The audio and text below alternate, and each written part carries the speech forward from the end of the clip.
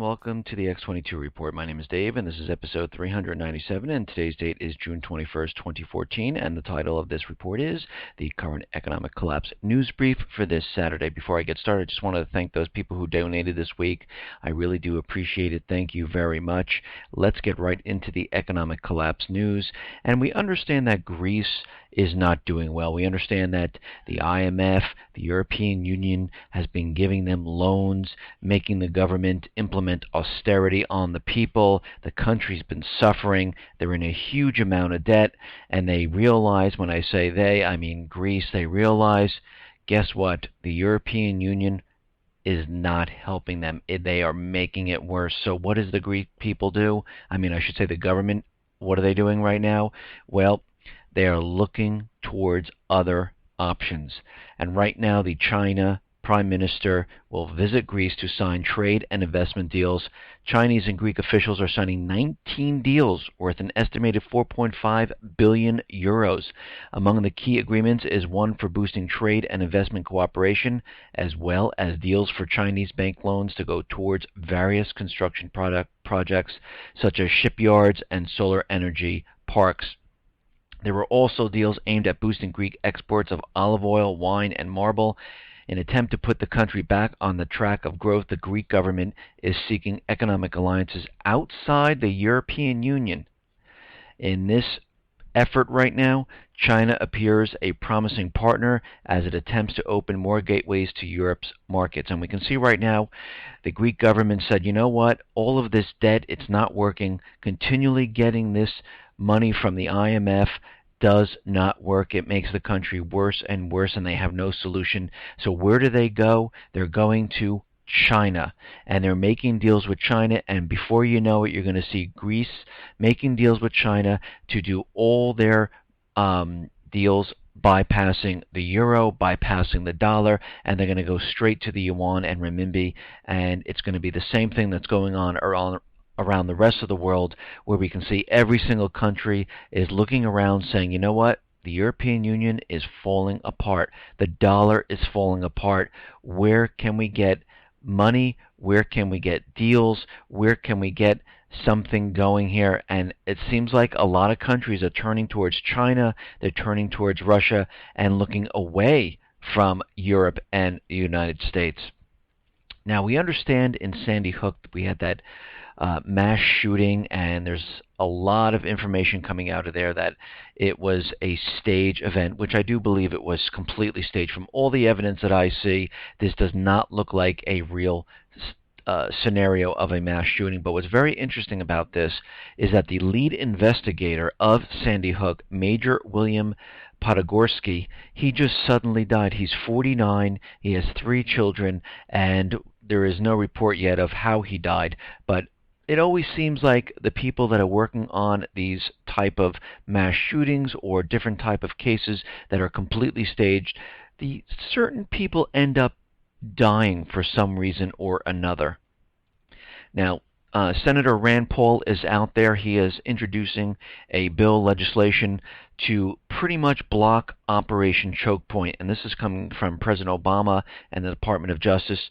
Senator Rand Paul filed legislation Thursday to prevent the Obama administration from making an end run around the Second Amendment and threatening the financial security of gun and ammunition manufacturers.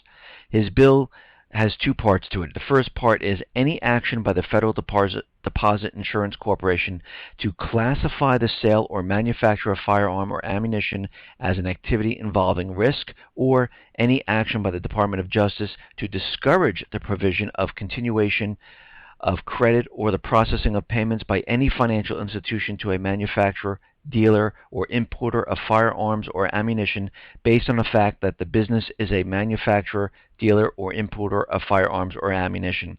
The Senator's amendment was aimed at protecting firearms and ammunition manufacturers and dealers from the Justice Department's Operation Choke Point. Now, what is Operation Choke Point? Well, they're putting together a plan to stop credit from flowing to ammunition dealers and gun dealers. The Federal Deposit Insurance Corporation, at the behest of Barack Obama, has declared that gun stores are high risk businesses. And before, the high risk businesses were pretty much drug paraphernalia, pornographers, and payday loan lenders. Now they've added other industries into this high risk where banks can decide, like, oh, okay, I don't want to give any type of processing of credit to these people. And now they include gun and ammunition and coin dealers, which is very interesting. So those people trading coins that have to do with gold and silver, they are high risk businesses. And you can see this is a workaround to get ammunition out of the hands of the people, because without ammunition, the gun is kind of worthless. And you can see this has nothing to do with the safety of the people. This has to do with stopping the flow of arms and ammunition to everyday law-abiding citizens. And you can see the amount of laws that they're putting in place, and this has nothing to do with safety, because if it really had to do with safety, you would see things that had to do with the schools. If they really wanted to keep the schools safe, they would have armed guards inside the schools keeping them safe, because it is shown that people with weapons in a certain place, those criminal types, usually stay away from that area. And if we look at many of the mass shootings, what are we seeing here? Well, most of them have been staged, but those that haven't been are in areas of gun-free zones. I mean, look at Chicago. Chicago is a gun-free zone. They have lots of legislation, and the gun crime there is completely out of control because criminals know how to get the guns. They don't go to the stores. They buy it on the black market. It's just completely unrealistic to think, by putting all these bills and legislation into place, that they're going to, keep the people safe. This is the illusion that they're making everyone believe in, but when in reality what it really is they don't want arms and ammunition going to the people, because we understand the collapse is coming and they're trying to keep this away from the people. Now, we understand that DHS is pretty much bringing in all local law enforcement into compliance with DHS. They're giving them a lot of material like armament, tanks, weapons, ammunition, and electronic spy equipment. And right now, it seems like police have been using this new Stingray mobile phone snooping device where it simulates a phone tower and allows phone calls to be intercepted into this, and this way the police can spy on you. And right now, it seems like they're trying to hide the fact that they're actually using this. Of course, this is against the Fourth Amendment. They're not allowed to use this unless they have a warrant. The ACLU came out with perhaps the most explosive information so far, a set of internal police emails showing that the U.S. Marshals have been instructing police to lie to courts about the use of such devices. Specifically, rather than revealing the use of the tool, they're told just to tell the court they got the information from a confidential source. While affidavits may initially note the use of such device, the police are told to submit a new affidavit after the fact without mentioning this Stingray device and seal the old one so that that never becomes public. This is the federal government loaning out equipment to spoof mobile phone towers to spy on people, and then instructing the police to hide or suppress this information by claiming that it came from a confidential source. Now, of course, they're doing this because they know this is completely against the Fourth Amendment. They're not allowed to do this, and they're trying to hide the fact that they're spying on every single person in every single town, in every single city. And this is going on everywhere because most of the local law enforcement police are now in compliance with DHS, and this is exactly how the government wants it, because when everything starts to fall apart, they're going to activate DHS, local law enforcement will be activated, they will become in compliance with DHS, and you will see a completely different side. You will see a militarized force going after people. Now, out in Ukraine, what are we seeing? We're seeing that the fighting is continuing. Even though Poroshenko says, I have a unilateral peace deal, which means that you pretty much lay down your weapons and surrender, and we'll just call it peace. Well, that's ridiculous. If we're in war and one side says to the other, hey, listen here, this is my peace plan. We'll keep our weapons and everything. You lay them down, and we're good to go. If you don't, we're going to destroy you. I mean, this is the most ridiculous thing I've ever heard. Well, the fighting is continuing in East Ukraine despite the temporary ceasefire declared by Ukrainian President Poroshenko. It seems like the Ukraine side is still shelling and still bombarding the southeast region. And of course, Poroshenko's out there saying that if the southeast region of Donetsk starts using any type of military force against Ukraine forces, the peace plan is off. You will then all be destroyed. So let's see. If you don't lay down your weapons, you're destroyed. If you lay down your weapons, they're going to destroy you anyway. And again, you have to remember, these people are fighting for their freedom, for their right to be separate and apart from the government. If you really think back to the revolution here in the United States, it's really the same type of thing. I mean, the people here in the United States were fighting a government, and the government was saying, no, you are part of us. And the people here saying, no, we're not going to be part of you. You can't tell us what to do. And again, those people probably today, they would be called terrorists. And they would be committing terrorist acts, just like the people in Donetsk. They're using the same exact scenario, and they're calling them terrorists today. So, I mean, what are we seeing here? We're seeing people who want to be separate and apart, and a government that will not let them. And they will do anything they need to do to get them to bring them back into Ukraine. Who cares how many they kill? They don't care. And you have to remember who's calling the shots. It is the bankers. They're saying, we need this country intact. You better do it or you're not getting your money. And of course, the people of Donetsk, they completely rejected the truce plan. They said, this is not a plan whatsoever. You're not going to have talks with us, and you're just saying, lay down your weapons or to be destroyed. There's no negotiation here. So you know what? We're going to keep fighting for our freedom. And that's exactly what they're doing. Now, Russia, on the other hand, they are building up their troops for a surprise drill. They have about 65,000 troops, 5,500 combat vehicles to participate in Russian combat readiness test. And again, they're flexing the muscles.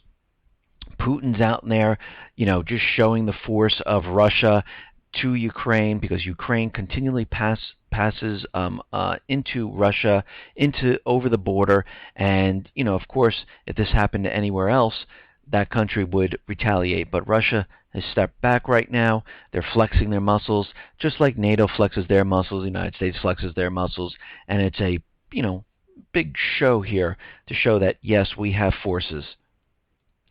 Now, the fighting is intensifying in Iraq at this time, and thousands of Iraqis are parading in Baghdad.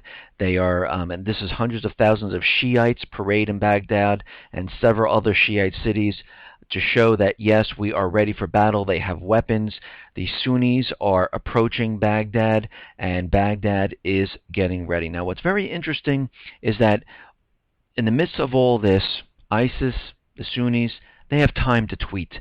And we've seen this with the Syrian Electronic Army, where, of course, when they were attacking CNN, the government websites, and other websites, and they're posting remarks like China's going to be dumping the dollar, we kind of realize that this is really not the Syrian Electronic Army. It's really more propaganda. And now we're seeing that ISIS set up a tweet mocking Michelle Obama.